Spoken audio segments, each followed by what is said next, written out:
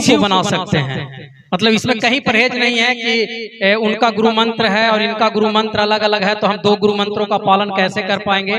तो इनके गुरु मंत्र या इनका शिष्यता निभाने में बहुत ज्यादा परेशानी या बहुत ज्यादा खर्च नहीं है। इसलिए अगर आपके जीवन में किन्हीं को शारीरिक गुरु बनाए हैं, शारीरिक रूपी गुरु को बनाए हैं, तो आप एक शिव को भी अपना गुरु बना लीजिए। शारीरिक गुरु आपको जीवन जीने का तरीका बता सकते हैं, धर्म का रास्ता को बता सकते हैं, आपके मनुष्य तन में कौन कौन कार्य अनिवार्य हैं इसको बता सकते हैं। लेकिन अगर शिव को गुरु बना सकते हैं तो ये मनुष्य जोनी से, मनुष्य तन से आपका छुटकारा कैसे होगा, किन कर्मों से होगा, किन कार्यों से होगा, ये शिव को गुरु बनाने के बाद आपको प्राप्त होगा।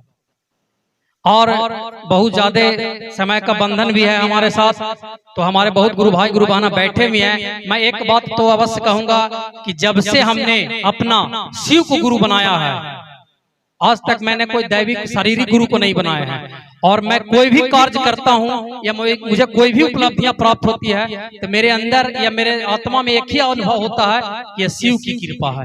जिस समय आपके जीवन में ये जुड़ जाएगा, कोई भी कार्य, कोई भी उपलब्धि, कोई भी सफलता, वो शिव को श्रेय देने लगेगा, तो धीरे धीरे शिव आपको अपनाना लगेंगे। जैसे एक छोटी सी उदाहरण देते हैं कि जब सीता हरण हुआ था और राम की सेना लंका के विजय के लिए जा रहे थे, लंका में युद्ध के लिए जा रहे थे, तो बीच में समुद्र पड़ा था। तो समुद्र की सबसे बड़ी समस्या राम की सेना के साथ है कि इतनी बड़ी सेना को पार कैसे करें।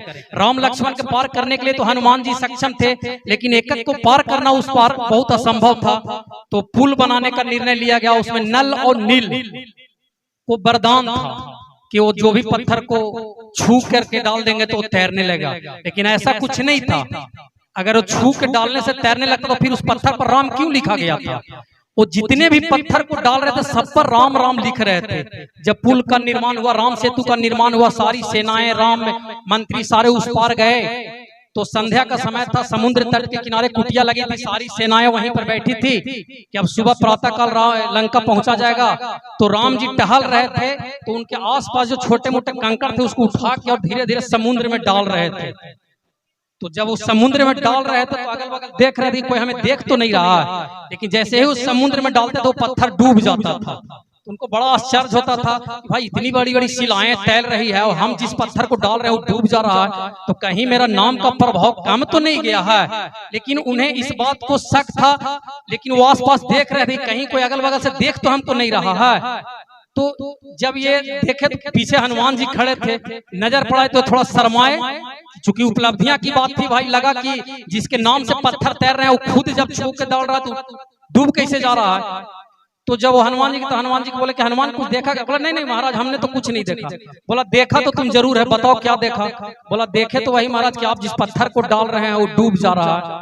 बोला तो कारण क्या है? बोला माँ प्रभु जिस पर आपका नाम लिखा गया वो आपके अपने हो गए, और जिसको आप खुद अपने हाथों से छोड़ दे रहे हो तो डूबे न करेगा।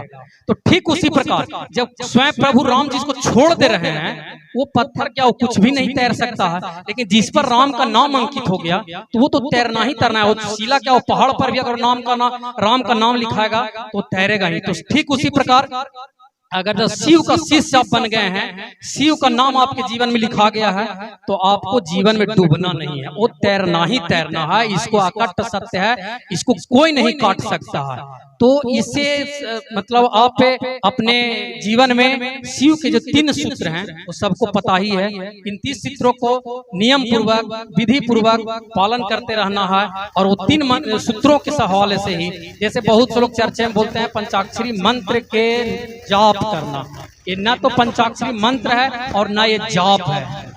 ये प्रणाम करने का एक तरीका बताया गया हमारे बड़े गुरु भाइयों के द्वारा, हमारे बड़े साहब के द्वारा। इसलिए कभी भी इसको मंत्र का रूप न दें और कभी भी इसको जाप का रूप न दें। ये प्रणाम निवेदित करना है, उनके थ्रू प्रणाम करना है, नमः शिवाय बोल के प्रणाम करना है।